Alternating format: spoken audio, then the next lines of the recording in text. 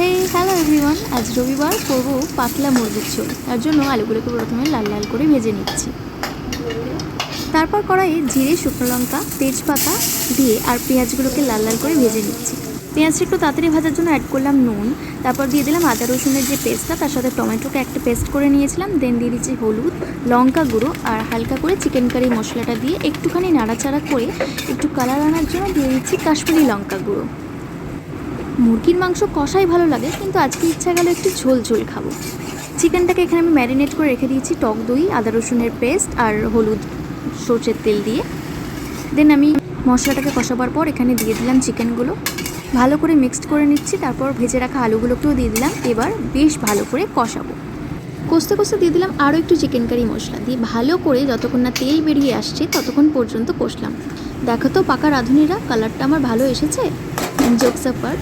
তো এই টাইমটায় যখন একদম মশলাগুলো মাখা মাখা হয়ে যাবে, সেই টাইমটা আমি হাফ কাপ মতন জল দিয়ে দিলাম, যেরকম আমাদের ঝোলটা লাগবে সেই অনুযায়ী।